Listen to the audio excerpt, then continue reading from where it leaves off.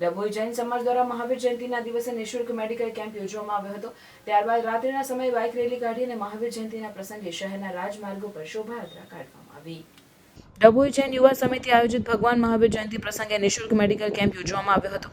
ડભોઈમાં સૌ પ્રથમવાર નિત્યાદી ફિટનેસ ક્લબના સહકારથી મફત હેલ્થ ચેકઅપ કેમ્પનું આયોજન કરવામાં આવ્યું હતું। જ્યારે 9 એપ્રિલના રોજ અહિંસા બાઇક રેલી શ્રી લોટન પાછળના ચોક જૈન વાગાથી નીકળી સંગીતના તાલે ડભોઈ નગરમાં ફરી અહિંસા પ્રતિક એવા ભગવાન મહાવીર જયંતિ પ્રસંગે જૈન વગા વકીલ બંગલા ભારત ટોકીઝ લાલ બજાર ટાવર થઈ શહેરના રાજમાર્ગો પર સવારે ભવ્ય શોભાયાત્રા ભગવાન મહાવીરના ધાર્મિક સૂત્રો સાથે કાઢવામાં આવી હતી અને જૈન સમાજે મહાવીર જયંતિની ઉજવણી કરી હતી।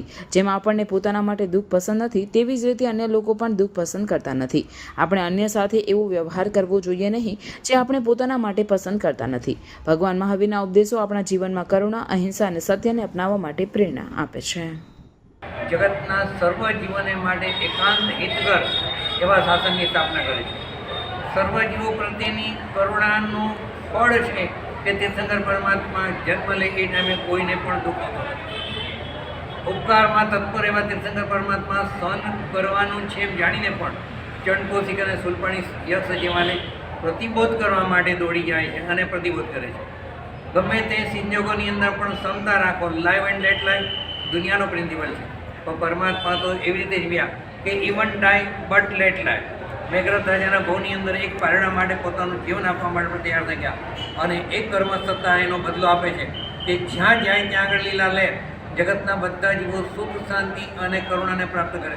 બધા જીવોના સંપ આદિ ત્યાં વધી જાય, કોઈને કોઈના પ્રત્યે વેર ન રહે એવો એક કરુણાનો સ્ત્રોત આ તીર્થંકર પરમાત્મા વેડાવે છે અને એનું પરિણામ છે કે આજે સેંકડો, હજારો પાંડા પોળો, ખીચડી ઘરો વગેરે આપણને આ દુનિયામાં દેખાય છે। જ્યાં પરોપકાર દેખાય એમાં મૂળની અંદર આ તીર્થંકર પરમાત્માના જીવો છે અને એના માટે આ તીર્થંકર પરમાત્મા જન્મ કલ્યાણકની ઉજવણી રૂપે રેલી આદિના આયોજનો આ બધા થાય છે એ આપણો ગૌરવનો અને આપણી કૃતજ્ઞતા માટેનો વિષય છે। 4 પેટાના જૈન સંઘો દ્વારા આ એક સુંદર મજાની શોભાયાત્રાનું આયોજન કરવામાં આવ્યું છે।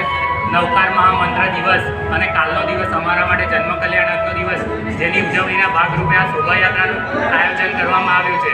વિશ્વમાં જે હિંસાના તોફાનો ફાટી નીકળ્યા છે એને આંકડી લેવા, અહિંસા ફેલાય, જીવ ઓર જીને દો સંદેશ ફેલાય એ હેતુથી આ અહિંસા રેલીનું અમે આયોજન કર્યું છે, જેના માટે અમે સૌ જૈનો ભેગા થઈ અને શ્રીમાળીપોર તરફ શક્તિનાથથી જઈશું।